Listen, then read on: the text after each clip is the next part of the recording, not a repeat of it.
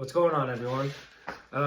As soon as you watch this video here, I want you to immediately Google 4 words. They are Dick Hartzell jump stretch. That's DICKHARTZEL jump stretch.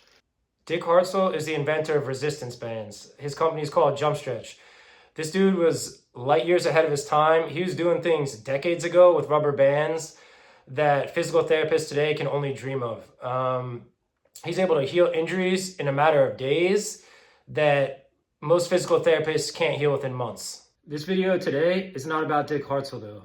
In this video, I want to discuss the idea that some of the best coaches in the history of strength and conditioning are people that most people have never heard of in their life.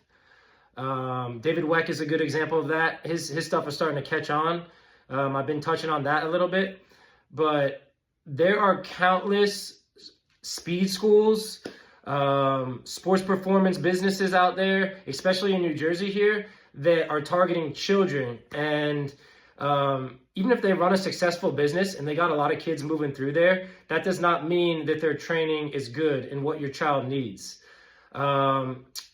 That basically just shows that they know how to run a business, right? They're good salesmen. They can sell a program, whether it is effective or not. The same thing could be said for adult training, right? A lot of people step up in these fancy gyms like Lifetime and Equinox, places like that, and they think automatically because the gym is expensive and marketed as high end that the trainers in this building know how to help you get out of pain, move better, and just give you a good session. And that couldn't be further from the truth.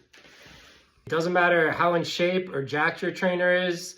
He might be throwing up big weights. He might be wearing tight shirts or tiny shorts. His leg muscles popping out everywhere. It doesn't mean anything, okay? Certifications, that's another thing. The basic certification to work in a gym is not going to prepare you to train someone to move better or decrease their pain. It's just I touched on it the other day, right? The people running the show and controlling the certifications, they don't have a clue as far as movement training is concerned, right? All the basic cert proves is that you can memorize information, you can go take a test, you pass the test, boom, you're a personal trainer. Another thing, just because a good athlete or a couple good athletes from your spot go to a place doesn't necessarily mean it's good, all right? And I'm talking basically just strictly sports performance. We're not talking sports specific here, but the best trainers can take someone super uncoordinated, no rhythm, no explosiveness, no strength, and turn them into an absolute beast, okay? So I'm trying to help you not get hustled by these places, all right? I got a list of questions here that you can ask these places and just gauge their response to see if they are just following the current science that I discussed the other day, or if they really know what they're talking about, okay? One of the first questions I would ask is, what are your thoughts on balance training? What do you recommend for improving balance? All right, I talked about it the other day. Balance is the foundation of all movement. So if your balance is off, nothing else matters, okay? Another question, what are your strategies you have for reducing soreness from these straight line lifts, especially if you see a lot of straight line lifts like bench, squat, deadlift, shoulder press?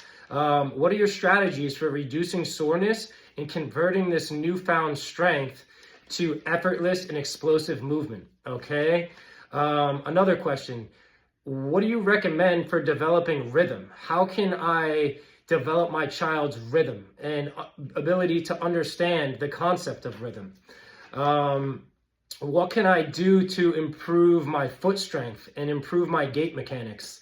The foot is the first contact point with the ground, so if your foot or ankle is jacked up, everything else up top is probably going to be jacked up too.